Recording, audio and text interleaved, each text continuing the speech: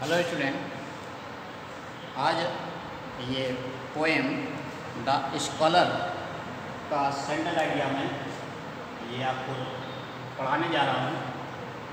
Central idea इस प्रकार है। पहले एक बार पोएम फिर से मैं दोहरा देता हूँ आपको। पोएम देखिए। My days among the dead are past, कह रहा मेरे दिन भूतकाल के लेखों के साथ गुजरते हैं। अराउंड मी आई बिहोल्ड, जहाँ कहीं भी मैं अपने चारों ओर देखता हूँ। Wherever these casual eyes are cast, जहाँ कहीं भी मेरी आँखें जाती हैं। The mighty minds of old, मैं भूतकाल के अच्छे लेखकों के बारे में सोचता हूँ। माइटी माइंड्स माने होता है शक्तिशाली मस्तिष्क, अर्थात भूतकाल के अच्छे लेखकों के बारे में सोचता हूँ। My never failing friends are they, वे मेरे पक्के दोस्त थे। With whom I converse day and day by day, जिनके साथ मैं किताबों के साथ पढ़ करके दिन प्रतिदिन वार्तालाप करता हूँ, converse. With them I take delight in meal, जिनके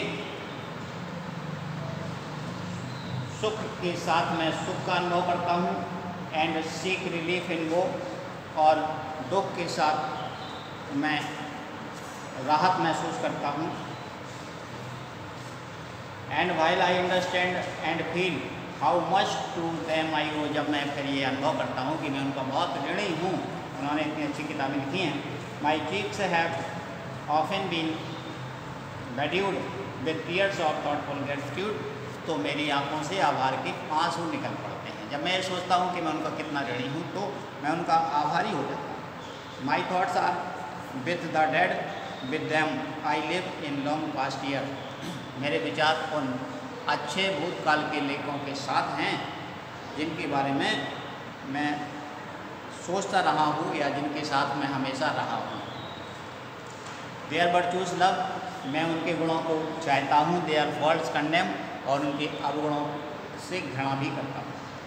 Partex their hopes and fears, उनकी आशाओं में उनके भय में हिस्सा लेता हूँ। And from their lesson seek and find instruction with an humble mind, और उनकी किताबों को पढ़ करके उनसे विनम्रता का पाठ सीखता हूँ, इंस्ट्रक्शन लेता हूँ। My hopes are with the dead, मेरी आशाएँ हैं उन भूतकाल के लेखकों के साथ। Anon my place with them will be, मेरा स्थान भी उनके साथ होगा। And I with them shall travel on, मैं उनके साथ यात्रा करूँगा। थ्रू आउट द फ्यूचर टी, भविष्य में यानी मरने के बाद। Yet living here a name, और मैं अपना यहाँ अपना नाम छोड़ जाऊँगा। आई ट्रस्ट, मुझे विश्वास है। That will not perish in the dust, कि मेरा नाम मिट्टी में नहीं मिलेगा, अर्थात लोग मुझे भी लेखकों की तरह याद रखेंगे। इसका सेंट्रल आइडिया इस प्रकार ही है। देखिए, in this poem the scholar, इस स्कॉलर कविता में the poet describe the personalities of the scholars, लेखक ने विद्वानों के व्यक्तित्व का वर्णन किया है कि विद्वान के विचार कैसे होते हैं, वो किस प्रकार के व्यवहार करते हैं। ही also describe the feeling of scholars towards the writers of the first time, भूतकाल के लेखकों के प्रति इस स्कॉलरों की अर्थात विद्वानों की भावनाओं का भी वर्णन किया है। यानी लेखक ने भूतकाल के लेखकों के प्रति विद्वानों की क्या राय है, ये भी वर्णन किया है। The scholar spends his time reading the book written by the old time writers, पिछले यानी पुराने समय के लेखकों का भूतकाल के लेखकों के द्वारा लिखी गई किताबों को पढ़ करके विद्वान लोग अपना समय गुजारते हैं। He takes joy and sorrow with the feeling of the writers, लेखकों की भावनाओं के सुख और दुख के साथ वह सुख और दुख का अनुभव करता है। ही थॉट, वह सोचता है, after his death his name will also will be immortal, कि उसका नाम भी अमर हो जाएगा। With the writers of the past, भूतकाल के लेखकों की तरह। जिस तरीके से भूतकाल के लेखक ये उनका नाम अमर है, इसी प्रकार लेखक सोचता है कि उसका नाम भी भुलाया नहीं जा सकेगा, अर्थात वह भी अमर हो जाएगा। तो ये सेंट्रल आइडिया अर्थात पूरा सारांश इसका पोएम का है। सेंट्रल आइडिया आपका अलग होता है, हमारा अलग हो सकता है, लेखक का अलग हो सकता है, विचार सबके अलग हो सकते हैं, लेकिन भावनाएं एक ही होती हैं। तो इसमें भावना इस प्रकार लेखक ने अपनी व्यक्त की है कि जो विद्वान लोग होते हैं, जो महान लोग होते हैं, उनके विचार अच्छे लेखकों से मेल खाते हैं, अर्थात वो अच्छे लेखकों की कदर करते हैं। ये नहीं कि किताबें चाहे जैसी हों, अच्छी हों या बुरी हों, जो आपको सब्जेक्ट पसंद हो या ना हो पढ़ने लगें, ऐसा नहीं।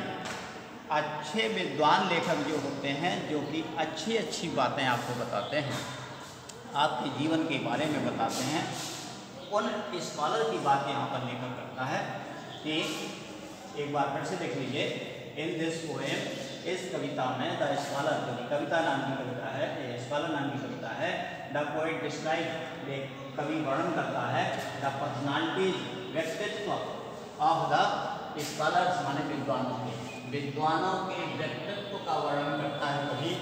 ही आल्सो डिस्क्राइब, वह ये भी वर्णन करता है द फीलिंग, भावनाएं ऑफ स्कॉलर्स, विद्वानों की भावनाओं का भी वर्णन करता है towards the writers of past time, भूतकाल के लेखकों के प्रति, यानी भूतकाल के लेखकों के प्रति वह विद्वानों की भावनाओं का भी वर्णन करता है। स्कॉलर स्पेंड्स हिज टाइम, जो विद्वान लोग होते हैं, स्कॉलर होते हैं, वह अपना समय कैसे गुजारते हैं? रीडिंग द बुक, किताबें पढ़ करके। कैसी किताबें?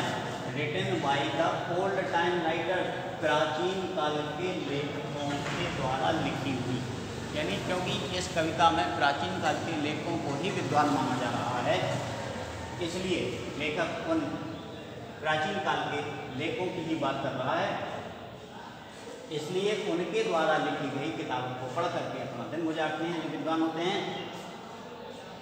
ही टेक्स जॉय एंड सॉरो, वह सुख और दुख का अनुभव लेते हैं, यानी सुख भी स्वीकार करते हैं और दुख भी स्वीकार करते हैं।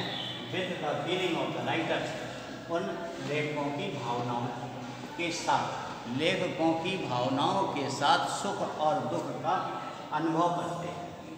ही थॉट,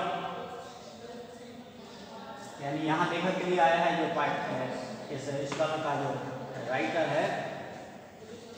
कौन है राइटर्स का?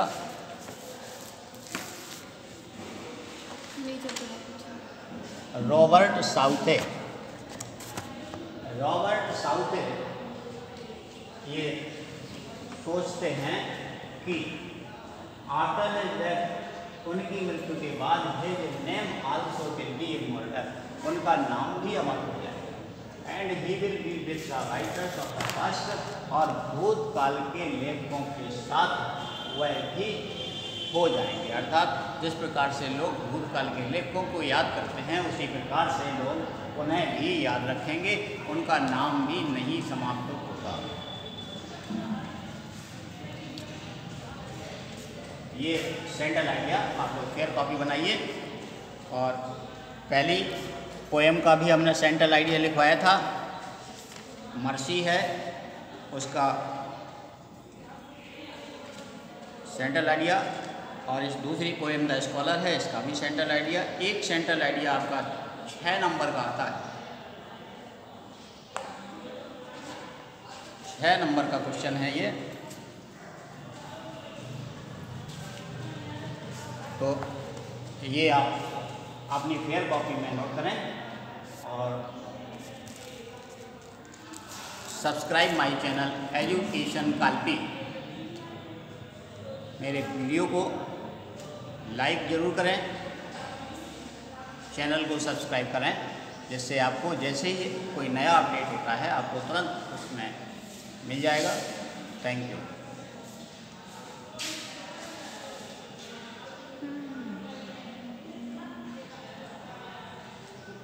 थोड़ा वीडियो आ जाएंगे।